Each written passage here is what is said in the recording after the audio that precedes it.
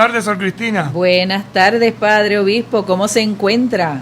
Estamos muy bien, gracias a Dios. Qué bueno. Y ya mejorando. Y ya estamos más cerquita de esa gran solemnidad del corazón de Jesús. En vísperas. Estamos en vísperas. Ese corazón que es fuente, como decíamos ayer, de la misericordia, de la ternura, de la compasión, de la misericordia de Dios, reflejada en la donación plena desde el árbol de la cruz. Por eso decimos, haz nuestro corazón, Señor, semejante al tuyo. Compasivo y tierno, misericordioso, amante, fuego ardiente. Que se encienda el corazón nuestro como el de Jesús. Que se encienda nuestro corazón como el de la Virgen María. Que arda y que arda con fuerza. Y con alegría y entusiasmo, ¿verdad? Dos corazones, como decíamos en programas pasados, dos corazones que no se pueden separar, que queman, que arden de amor por toda la humanidad. Oramos pues pidiendo al Señor que realmente encienda nuestros corazones en el fuego de su divino amor. Señor Jesucristo, tú que nos acompañas en el camino de la vida, te pedimos que enciendas nuestros corazones con el fuego de las Escrituras, para que participando en tu mesa, seamos fortalecidos en el amor y la unidad, y así lleguemos a ser auténticos servidores del reino. Tú que vives y reinas por los siglos de los siglos. Amén. Santa María de Guadalupe, ayúdanos a ser discípulos misioneros. San Juan Diego, ayúdanos a ser discípulos misioneros. Beato Carlos Manuel, ayúdanos a ser discípulos misioneros. Ayer dábamos inicio al segundo capítulo de esta exhortación de la alegría del Evangelio del Papa Francisco en este mundo actual, y estábamos compartiendo algunos desafíos del mundo actual, el número 52. E íbamos a hacer hoy relectura de una de las partes de este numeral 52, donde dice: este cambio de época se ha generado por los enormes saltos cualitativos, cuantitativos, acelerados y acumulativos que se dan en el desarrollo científico, en las innovaciones tecnológicas y en sus veloces aplicaciones en distintos campos de la naturaleza y de la vida. Estamos en la era del conocimiento y la información, fuente de nuevas formas de un poder muchas veces anónimo. Es interesante el juego de palabras. Hasta hace poco decíamos época de cambio. Ahora decimos cambio de época. ¿Y por qué? Porque es un giro copernicano, podríamos decir, utilizando esa frase científica, ¿verdad? Es un giro total. Algo que se venía haciendo cambió. Y cambia ¿por qué? Porque es nuevo, porque es diferente, porque es distinto. ¿En qué se basa este cambio de época? En un enorme salto. Y un salto que tiene que ver con lo cualitativo, con lo cuantitativo. Además es acelerado y acumulativo, que se da en el desarrollo científico. Vamos a ponerlo con un ejemplo sencillito. Antes se escribía en la piedra, se pintaba, la forma de comunicación escrita, ¿no? Después se inventa la imprenta. El paso a la imprenta, de ser copista, los libros se hacían copiando, ¿verdad? Con pluma, con tinta. A la imprenta fue un giro tremendo. Eso después ha ido evolucionando. Entonces vinieron distintas máquinas. El dito. No sé si usted conoce lo que es el dito. No, padre. No, de esa época todavía no era. El dito era una especie de imprentita que se hacía con alcohol. Y entonces uno copiaba, pero tenía que tener cuidado porque después de cierto tiempo desaparecía. Después estaban los mimeógrafos. ¿Usted llegó a ver los mimeógrafos? Que era con una tinta que había que dar vuelta y vuelta. Sí. Después eso se mecanizó. Yo estoy hablando de lo que yo conozco. Ok. Los estalcidos, lo que llamaron también los estalcidos. Yo creo que de eso estaba yo ya en la escuela. En la época de los estalcidos en la escuela. Luego ha ido evolucionando y actualmente aparece la maquinilla. La maquinilla. Clac, clac, clac, que los dedos se le ¿verdad? Que era como una imprentita pequeña. ¡Ting! Ajá, ting, ting. Luego vino, dando un saltito más adelante, la computadora. Bueno, pasaron a las maquinillas eléctricas. Ajá. La eléctrica sí, era que hasta borraba, ya tú no tenías que ya tú no tenías que sacar el papel para meter otro y empezar nuevamente esa carta. Y así, pues, después llega la computadora. Y dentro de la computadora eso se convierte en imprenta, se convierte en dibujo, se convierte... No, ahora es totalmente una cosa. distinto. Y entonces a veces uno se ríe, o uno se pícaramente ponen a veces algunas de estas viñetas en Facebook, ¿verdad? Los niños preguntando a la abuela, ¿cómo tú podías vivir? Sí. Los controles de los... ¿Tú sabes lo que para cambiar el televisor? Tener que pararte. Tac, tac, tac, tac, tac. Sí, y cuando salían las hormiguitas dándole, o se cerraba la pantalla, padre. Es una cosa interesante, ¿no? ¡Diante! Son cambios. Sí. Son cambios. Luego, pongamos otro ejemplo, ¿no? Los microondas, los celulares. Uh-huh. O sea, esto, para muestra un botón. Y los que tenemos cierta edad, pues nos reímos. Sí. Pero cuando un niño se nos para al lado, y ahora con estos teléfonos inteligentes, tú sabes, los primeros celulares que eran... los de raspar piragua, que le llamaban así, de raspar piragua, ¿verdad? Que era un cajón grandísimo, que eso pesaba como 20 kilos. Y los soldados que llevaban eso, y había un soldado que era el especialista, y había que darle chiqui, para que produjera la electricidad, sí. Y no sé quién, no sé cuánto, la fibra, bueno, ¿cómo ha ido evolucionando? Pues eso es un adelanto. Uh-huh. Nos afirma, o nos lleva a afirmar, mejor dicho, lo que dice aquí. Estamos en la era del conocimiento y la información, fuente de nuevas formas de un poder, muchas veces anónimo. Las redes sociales, por ejemplo, ponen una cosa ahí, no la firman, y llega al mundo entero. Y lo peor del caso puede ser un fake, es decir, algo que no es verdad, y lo creemos, porque lo dice San Facebook. Sí. Pero. Entonces, nosotros tenemos que aprender de este famoso pensador Sócrates, los 3 filtros, los famosos 3 filtros, eso, que no todo lo que te dicen es verdad, no todo es útil y no todo es bueno.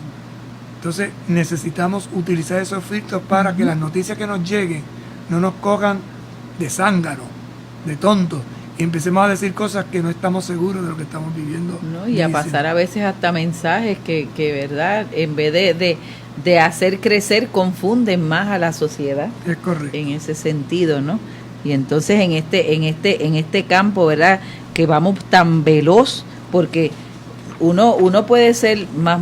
Aquí el más moderno es Manuel, ¿verdad? De nosotros dos. Es el más joven. Es el más joven. No digamos el más moderno, porque no sabemos. ¿Verdad? Bueno, pero que conoce un poco más que nosotros de la tecnología y domina. Pero entonces hay un niño que viene y se acerca a Manuel y le dice, no, chico, esto se hace así, así, así, así, así. Y Manuel se queda, porque a mí me pasa y uno dice, Dios mío, ¿cómo vamos evolucionando? Explicarle a las hermanas mayores que tienen también estos touch, no, usted le hace así ay, eso era así, ¿verdad? Tanto tiempo yo dando de tal, sí. Usted graba un audio, le pones un audio para escucharlo y te contesta, sí, dime, ¿cómo está? No, es un audio que usted está escuchando, ¿ves? Son muchas cosas y esto va en un ritmo bien acelerado que nos está cambiando la vida totalmente. Así pues el Papa va enumerando. El primero que nos enumeró era que hay un giro histórico y ese giro histórico está fundamentado en una época de cambio y estamos en la era del conocimiento y de la información. Ahora va a dar un saltito más en el número siguiente y nos va a decir que surge una economía de la exclusión y que tenemos que darle un no a esa economía de la exclusión. No a una economía de la exclusión. Dirá el numeral 53. Así como el mandamiento de no matar pone un límite claro para asegurar el valor de la vida humana, Hoy tenemos que decir no a una economía de la exclusión y la inequidad. Es un problema serio porque si se basa solo en datos económicos, en lo que se puede producir o puedo recibir, pues esto nos lleva a ¿qué? A excluir. Y cuando excluimos gente, las maltratamos. Y es el misterio de la inequidad. Es decir, no nos tratamos como iguales. Y entonces vienen los privilegios. Entonces viene el querernos mejores que los demás. Esa economía mata. No puede ser que no sea noticia que muere de frío un anciano en situación de calle y que sí lo sea una caída de 2 puntos de la bolsa. De la bolsa de valores. Eso lo ponen en el periódico y dice que muere una persona y no pasa nada. Pero cayó la bolsa de valores, bajó la economía, bajaron los chavos, bajó el dinero y eso sí. Eso es exclusión. No se puede tolerar más que se tire comida cuando hay gente que pasa hambre. Eso es inequidad. Pues en Puerto Rico la escondieron cuando la tormenta y descubrimos unos almacenes por ahí escondiditos y no sabemos cuántas otras cosas, porque hay cosas que se tapan. Eso es inequidad. Hoy todo entra dentro del juego de la competitividad y de la ley del más fuerte, donde el poderoso se come al débil. Y esto, hermana, es una frase actualizada, pero que antes se decía, el pez grande se come al pez chico. Y es una realidad que cambia el lenguaje, cambia la expresión, pero el pensamiento se mantiene. Es el mismo. ¿Y qué es? La ley del más fuerte, donde el poderoso se come al más débil. Como consecuencia de esta situación, grandes masas de la población se ven excluidas y marginadas, sin trabajo, sin horizontes, sin salida. Fíjense cómo el Papa va metiendo el dedo en la llaga y nos está sacudiendo la conciencia. Ayer precisamente celebrábamos el Día de la Conciencia. Sí. Esa conciencia de que se puede dañar, se puede herir, se puede maltratar, se puede actuar con conciencia. Con conciencia quiere decir en libertad, buscando el bien de los demás. Se considera al ser humano en sí mismo como un bien de consumo que se puede usar y luego tirar. Fíjate esa frase, repítala, porque eso es durísimo, pero bien shocking, ¿verdad? Es decir, nos choca, nos sacude. Se considera al ser humano en sí mismo como un bien de consumo que se puede usar y luego tirar.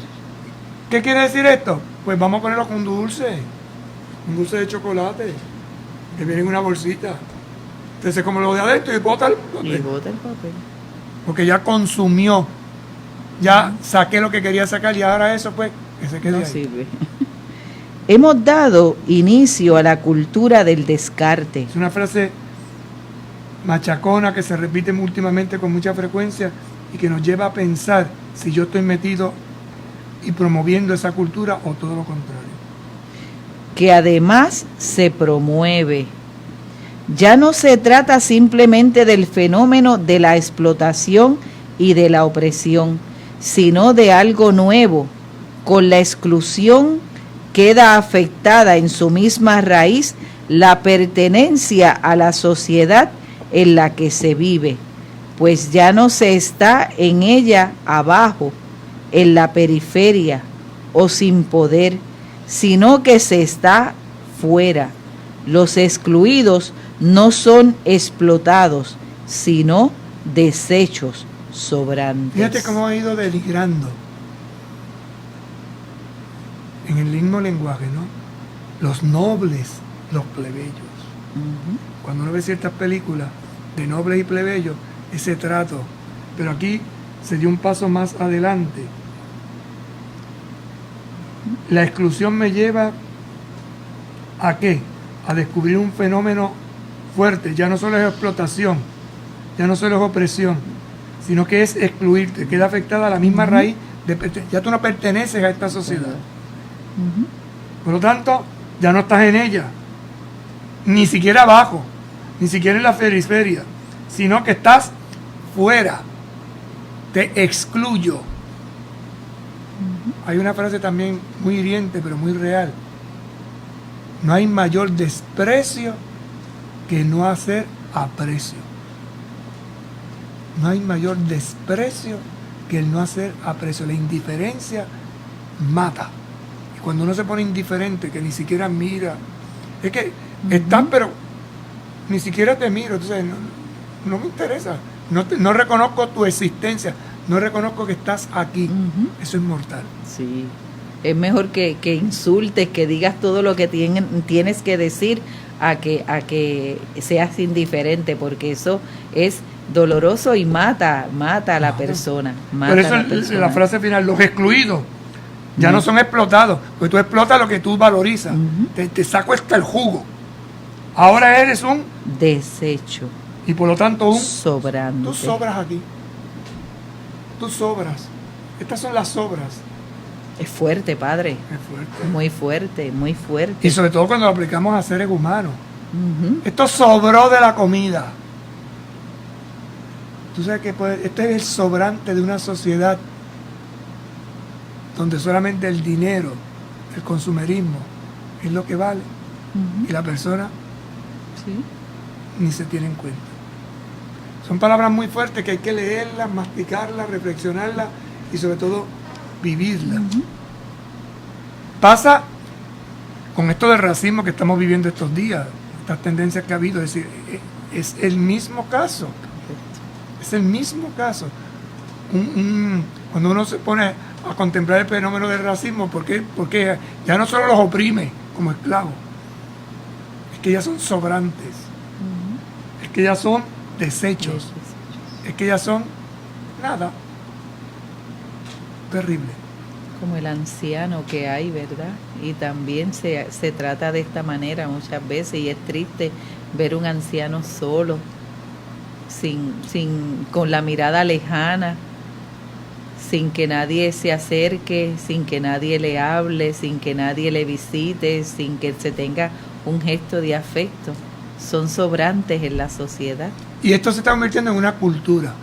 Y recordemos que la palabra cultura quiere decir la manera de ser, de pensar, de actuar y vivir un pueblo.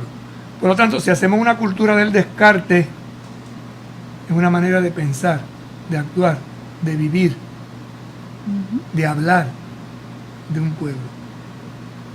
A ese pueblo se le excluye, no se le toma en cuenta, se le margina, no existe. No existe. Lo que yo no reconozco, lo que no le doy mi aprecio, mi atención, no existe. Mira que estoy aquí, tú no existes para mí. Es una fuerte y doloroso a la vez, ¿verdad? Nos dirá el numeral 54, en este contexto, algunos todavía defienden las teorías del derrame, que supone que todo crecimiento económico favorecido por la libertad de mercado logra provocar por sí mismo mayor equidad e inclusión social en el mundo. Mira la línea de pensamiento. Defienden una teoría, la teoría del derrame, que se derrame, se pierda. Que se pierda. Que supone que todo crecimiento económico favorecido por la libertad de mercado. El mercado es lo que se invierte, el dinero que está envuelto. Logra provocar por sí mismo mayor equidad e inclusión social en el mundo. Mientras más produce, más... No, es todo lo contrario. Esta opinión, que jamás ha sido confirmada por los hechos, expresa una confianza burda e ingenua en la bondad de quienes detentan el poder económico y en los mecanismos sacralizados del sistema económico imperante. Es decir, que poderoso Señor, don dinero. Donde hay dinero, mando, ordeno y te compro. Y por eso no hay cosa peor que comprar conciencia. Es la corrupción más plena, más terrible, más ofensiva, más denigrante, ¿verdad?, que puede haber. Mientras tanto, los excluidos siguen esperando. Al que se le excluye sigue esperando con promesa falsa. Quédate tranquilo, ay, no te desesperes. Y lo peor del caso es cuando la religión se utiliza para esto.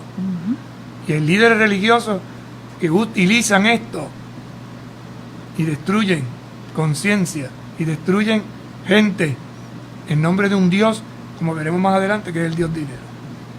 Para poder sostener un estilo de vida que excluye a otros o para poder entusiasmarse con ese ideal egoísta, se ha desarrollado una globalización de la indiferencia. Globalización por todo el mundo. Entonces ya es la globalización de la indiferencia.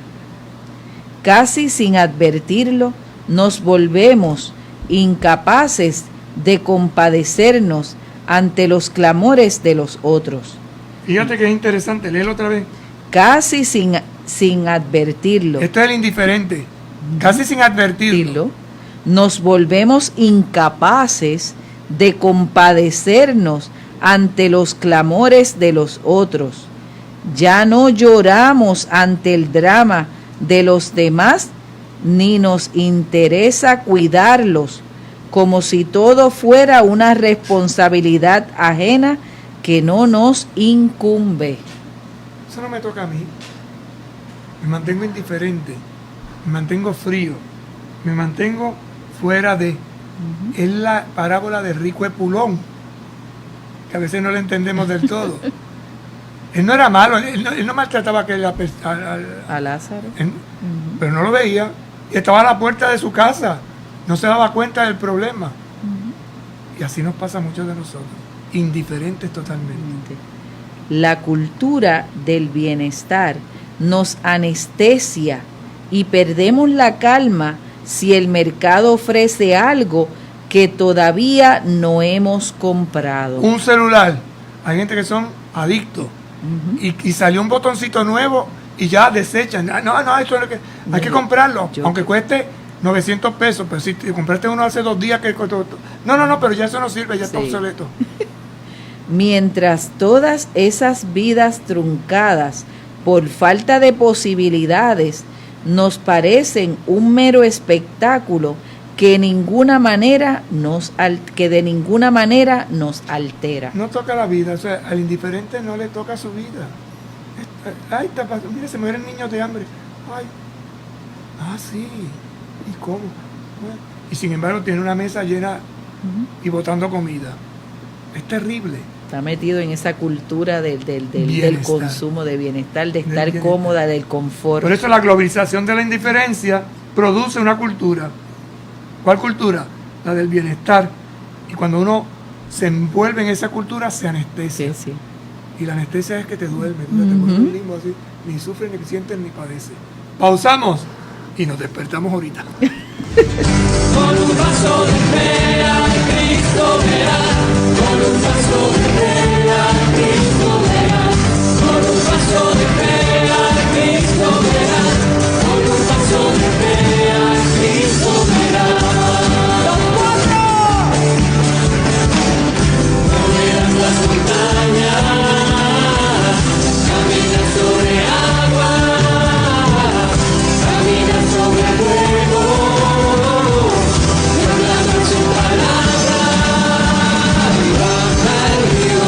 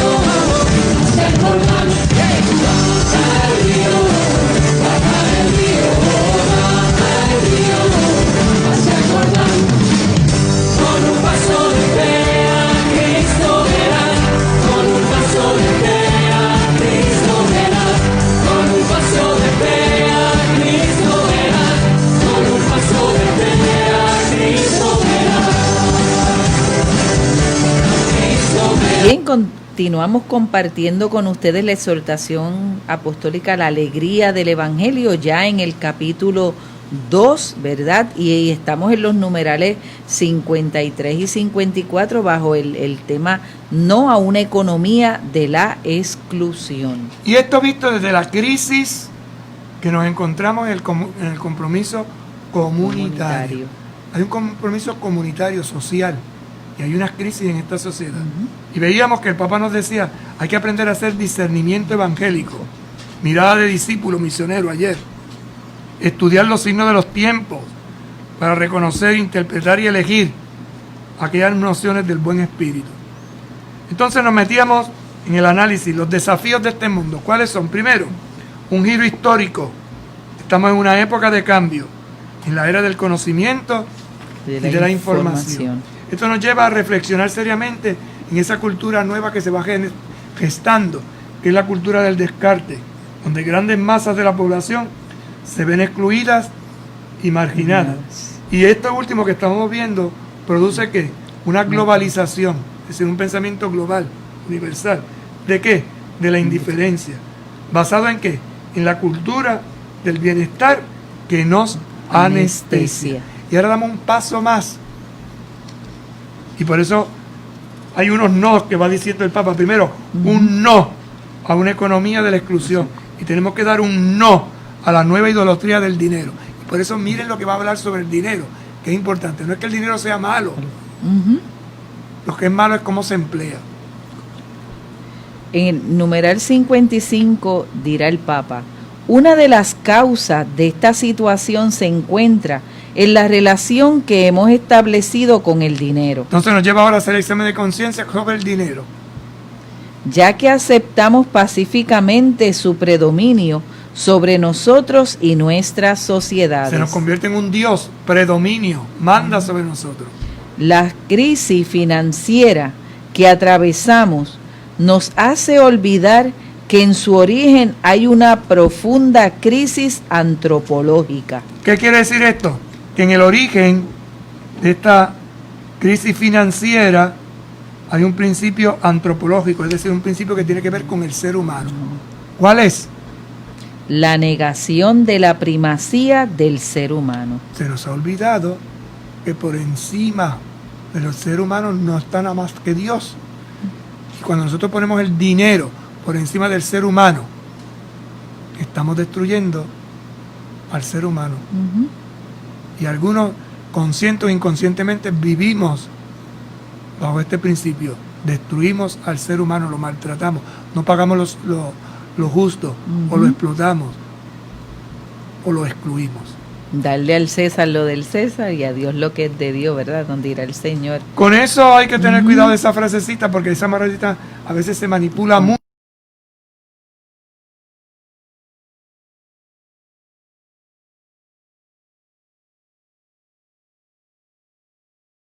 Que hay que defender y hay que valorar. Hemos creado nuevos ídolos. La adoración del antiguo becerro de oro ha encontrado una versión nueva y despiadada en el fetichismo del dinero y de la dictadura de la economía, sin un rostro y sin un objetivo verdaderamente humano. ¿Usted sabe lo que es un fetiche? Lo he escuchado, pero no recuerdo. Busque en su diccionario. Vamos a googlear. Busque en su diccionario a ver. He escuchado, pero no. Porque es interesante que cuando encontremos una palabra que no sabemos lo que quiere decir, tratemos de verla, porque dice aquí, la adoración del antiguo becerro de oro. Conocemos ese texto, que es, Moisés sube al monte a buscar las tablas de la ley, y cuando baja se encuentra con que oye canto, y entonces Dios le dice, ¿tú estás oyendo los cantos? Ay, son de victoria. Y dice, no, escucha bien. Y era que habían convertido el oro que tenían en un ídolo, habían hecho un becerro y lo estaban adorando. Y Moisés entró en cólera, rompió las tablas de la ley, trituró el becerro y se lo hizo beber. Miren lo que es un fetiche.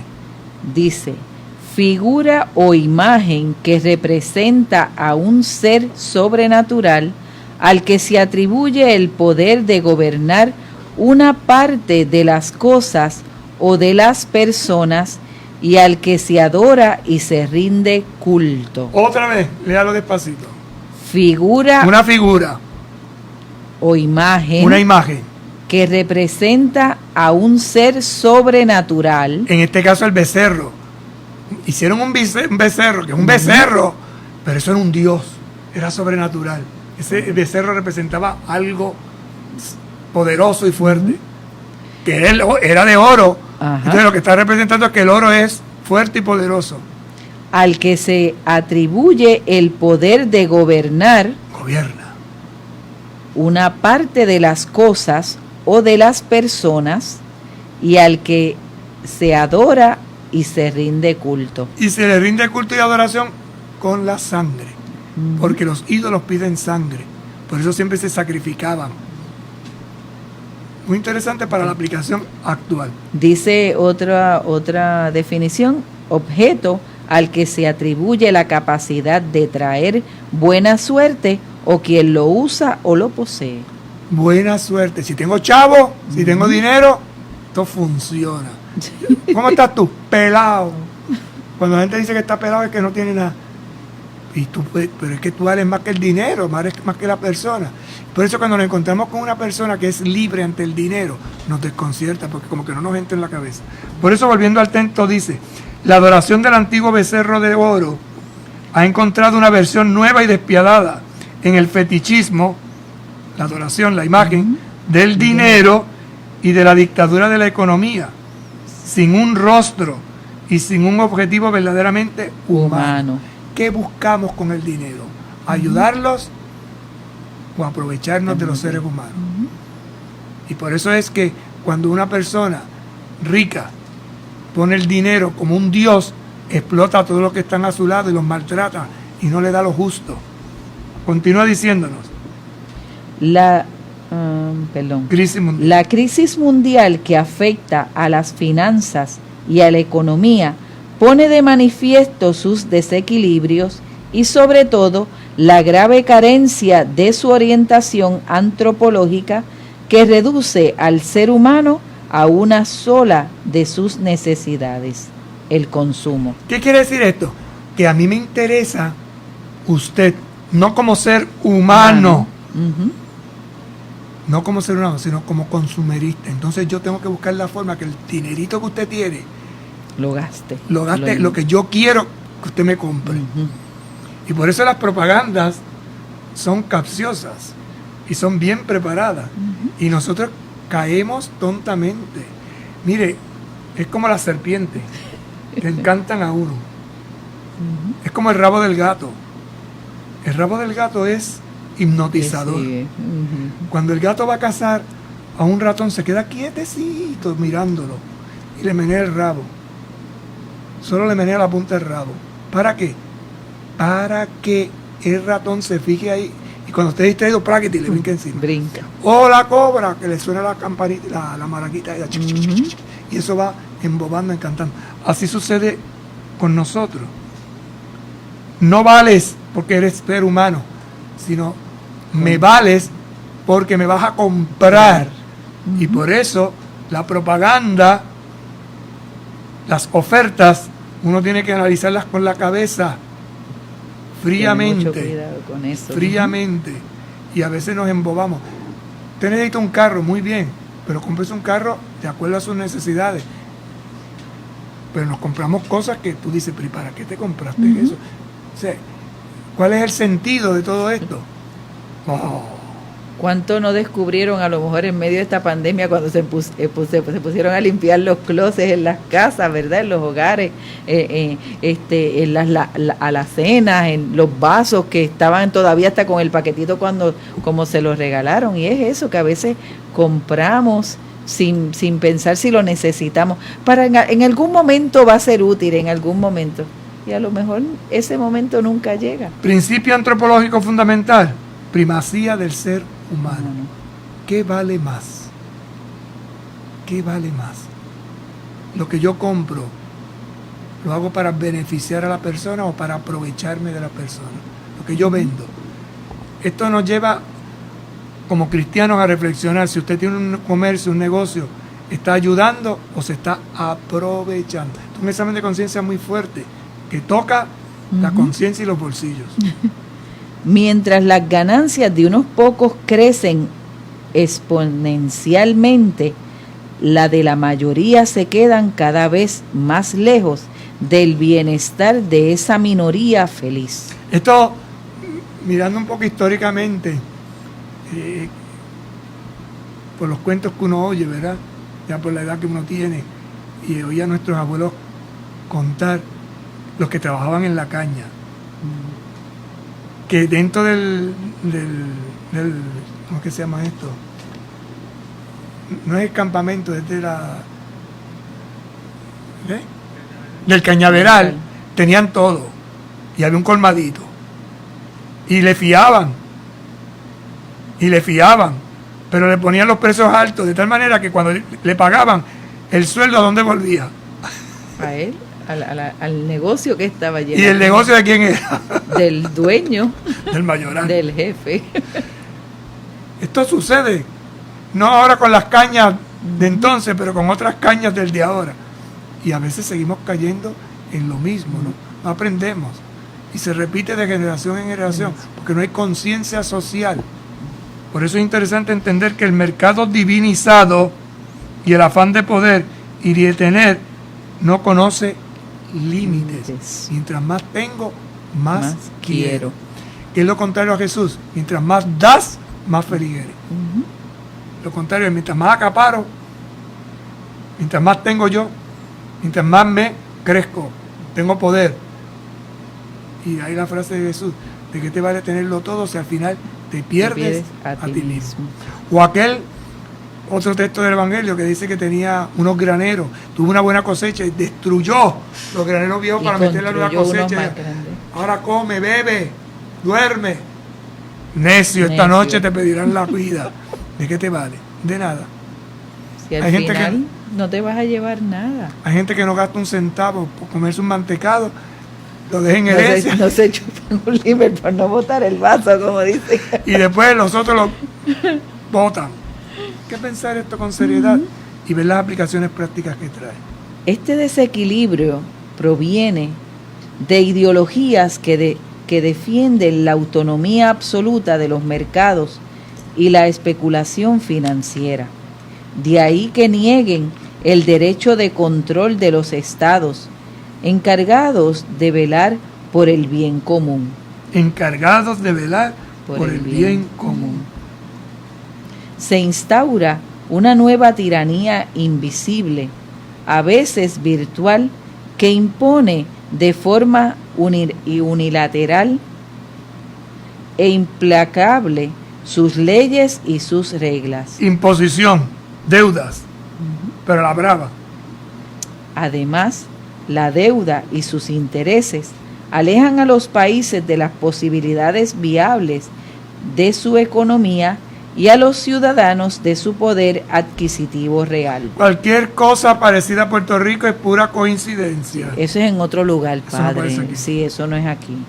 A todo ello se añade una corrupción ramificada y una evasión fiscal egoísta que ha asumido dimensiones mundiales. Eso no pasa en Puerto Rico. No, padre, ¿cómo usted se va a imaginar una cosa así? No, jamás.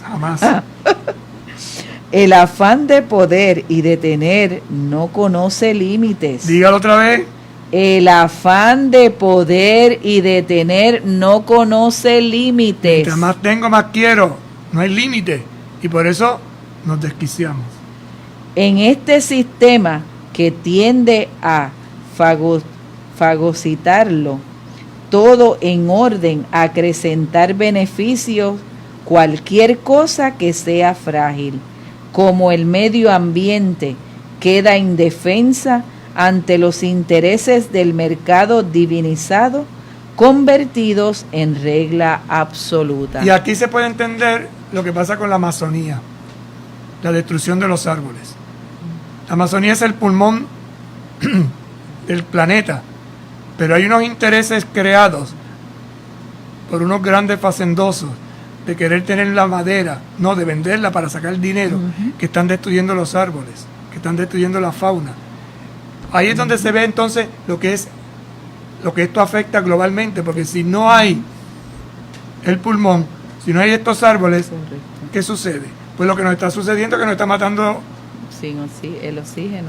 el calor, El calor. los cambios climáticos. Ujú. Y uno dice, no, si no pasa nada. ¿Cómo que no pasa nada?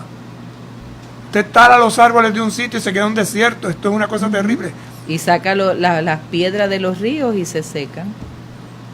La Entonces, piedra tiene su función también. mirando el conjunto, uno dice, ¿qué pasó aquí? Una tierra que producía, de momento le quitaron todos los árboles, no se repobló. Y al no repoblar, no hay continuidad. Correcto. Siembra un árbol, tumbaste un árbol, siembra un árbol. Y por eso nuestros antecesores, los indígenas, en eso eran más sabios. Solo utilizaban lo que necesitaban, vivían con lo esencial. Nosotros es todo lo contrario, con el acaparamiento. Por eso esto tiene unas implicaciones más serias de lo que nosotros pensamos. Y por eso hay que detenerse a pensar. Y quien dice eso, lo dice en el hogar. Por ejemplo, lavando los trastes, dejan esa pluma abierta y chorro, y chorro, y chorro, y el agua corre, y corre, y corre, y corre, y corre. Ponga 2 poncheritas, llénelas de agua, fregue y le enjuague. Por una cosa, me meto a la ducha, y entonces el agua cayendo en la ducha y yo en la otra esquina. Parece una tontería. Cuando uno se va a lavar los dientes, igual, coja agua en un vaso, en un recipiente, utilice la que va. Pues no ese chorro. Cuando está lavando el carro. Lavando el carro. O sea, estas son las cosas prácticas. ¿Y en qué gano yo? Porque si todos los días, si todos nosotros hacemos un poquito, lo logramos. Esto se pudo haber visto en la pandemia ahora. Fíjate qué curioso que en esta cuarentena, como las playas, como el ambiente, Se limpió. como el aire, como los ruidos. Es curioso. Y todavía como que no queremos caer en cuenta. Y la capa de ozono, ¿verdad? Sí, cerró. Se cerró. Ujú. Solo con prácticamente 80 días. Esto es lo que tenemos que aprender a ver. Pero esto solo se logra si tenemos conciencia. Conciencia aquí de discernir, de analizar. Pero como no se nos enseña a pensar, sino baraja, botella y baile, las 3B, pues entonces un pueblo no educado es un pueblo fácilmente dominado.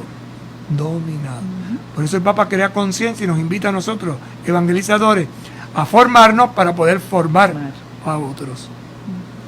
Así que tenemos un no a una economía de la exclusión.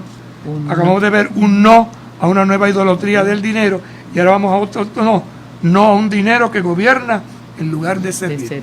Entonces el dinero está para servir. Vamos a ver cómo. Dirá el numeral 57. Tras esta actitud se esconde el rechazo de la ética y el rechazo de Dios. La ética suele ser mirada con cierto desprecio burlón. Se considera contraproducente, demasiado humana, porque relativiza el dinero y el poder. Se la siente como una amenaza, pues condena la manipulación y la degradación de la persona. En definitiva, la ética lleva a un Dios que espera una respuesta comprometida que está fuera de las categorías del mercado. Para estas, si son absolutizadas, Dios es incontrolable, inmanejable, incluso peligroso, por llamar al ser humano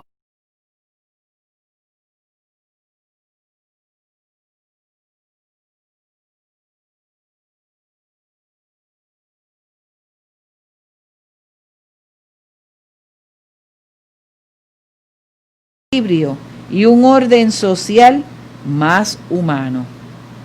En este sentido, animo a los expertos financieros y a los gobernantes de los países a considerar las palabras de un sabio de la antigüedad. No compartir con los pobres los propios bienes es robarles y quitarles la vida. No son nuestros los bienes que tenemos, sino suyos. Vamos otra vez a leerlo, porque hay unas claves aquí interesantes que nos ayudan a mirar el conjunto. No a un dinero que gobierna en lugar de servir. Comienza diciéndonos. Tras esta actitud se esconde el rechazo de la ética y el rechazo de Dios. ¿Qué es ética? La palabra ética, ¿qué significa? Pues la palabra ética significa el conjunto de costumbres y normas que dirigen o valoran el comportamiento humano en una comunidad. Así que son costumbres Y normas. y normas que dirigen o valoran el comportamiento humano en una comunidad. Por eso hablamos de la ética del médico, de la ética del sacerdote, de la ética social, que son normas o costumbres que dirigen los valores. Entonces nos habla aquí de que se esconde el rechazo de la ética, de las normas, de las costumbres. Y por lo tanto, se rechaza A Dios. a Dios. ¿Por qué no queremos cumplir los 10 mandamientos? Y cuando tú miras los 10 mandamientos son 10 palabras de vida. 3 se refieren a Dios, 7 a la comunidad. Exacto. Y te dan un equilibrio en cómo actuar. Continúa diciendo, la ética, Suele ser mirada con cierto desprecio burlón. una persona con ética, la gente se burla de ella, porque es una persona que tiene valores, que tiene principios. Entonces se tiende a desprestigiarlo. Continúe. Se considera contraproducente, demasiado humana, porque relativiza el dinero y el poder.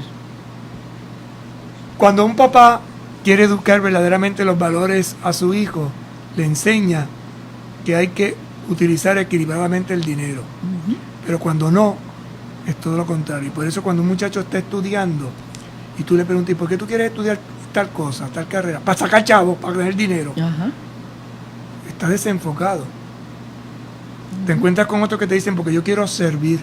Cuando tú oyes aquí, por ejemplo, que dejan Puerto Rico porque no están ganando el dinero que ellos se merecen, estás totalmente desenfocado. Porque tu gran tesoro está en el servicio que prestas a la humanidad. ¿Y quién es esa humanidad? Tus congéneres puertorriqueños o puertorriqueñas. Entonces, si tengo para vivir, ayudo a mi pueblo a crecer, a desarrollar, pues no, prefiero irme a ganar dinero. ¿Y qué pasa? Pues como sucedió con algunos, ¿verdad? Que con esta pandemia se han ido y se han contaminado, se han contagiado, pero ya estaban contaminados. ¿Contaminados con qué? Con una mentalidad antiética. Te olvidaste de ese valor que da el servir. Por eso es interesante entender que el verdadero poder radica en el servicio. Se la siente como una amenaza, pues condena la manipulación y la degradación de la persona. Claro, degradas, no valorizas. Por encima de la persona está el dinero, cuando tenía que ser al revés. Por encima del dinero, la persona. En definitiva, la ética lleva a un Dios que espera una respuesta comprometida que está fuera de las categorías del mercado. ¿Tanto vales? ¿En qué radica tu valor? ¿En la cantidad de dinero o corrupción? Es comprar la ética, comprar los principios. Y por eso se pasa por debajo de la mesa, porque es oscura. Y esto hay que entenderlo, hermanos y hermanas, porque vivimos en una sociedad donde continuamente se está jugando y manipulando a la gente. Para estas, sí son absolutizadas. Dios es incontrolable,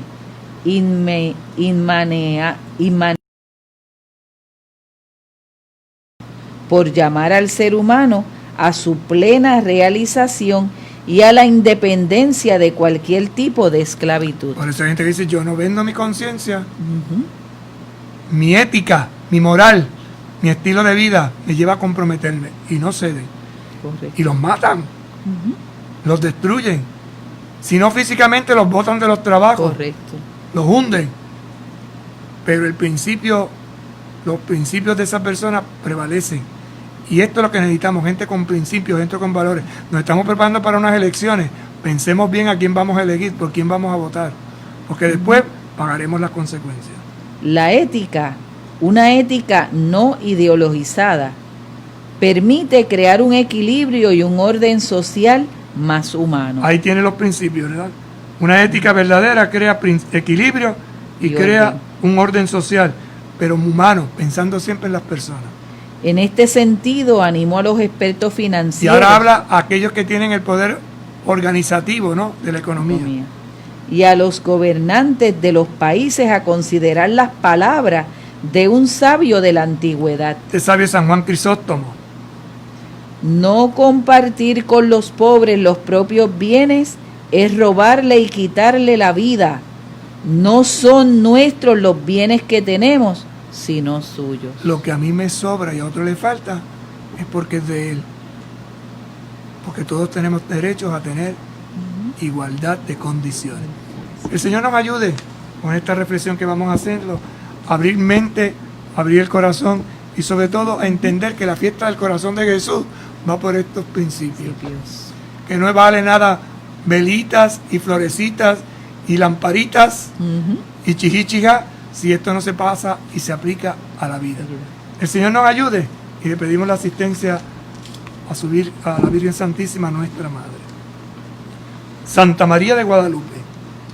En un mundo en el que a veces desoímos la voz de Dios y cerramos nuestro corazón a los gritos y necesidades de las personas, nosotros queremos ser contigo y como tú, misioneros que hacen suya la revolución de la ternura, para que la iglesia llegue a ser casa para muchos, madre para todos los pueblos y signo creíble de un mundo nuevo. En estos tiempos de pandemia, ayúdanos a poner corazón donde la enfermedad ha provocado muerte, soledad, pobreza y desesperanza. Madre de Dios y Madre de la Iglesia, queremos guardar como tú la palabra de Dios y hacer la vida con generosidad y alegría. Acompáñanos en nuestro camino para que no busquemos otra cosa que seguir a Jesucristo y buscar en todo la gloria de Dios. Amén. Que el Señor esté con ustedes. Y con tu espíritu. Que la bendición del buen Dios Todopoderoso, Padre, Hijo y Espíritu Santo, descienda sobre ustedes y permanezca siempre. Amén. Nos vemos mañana en nuestro programa Mi Camino de Fe. Buenas tardes. Hermanos, está durmiendo. Ay, despierte. Bueno, Padre, Hasta mañana. pasito a pasito. Me trae.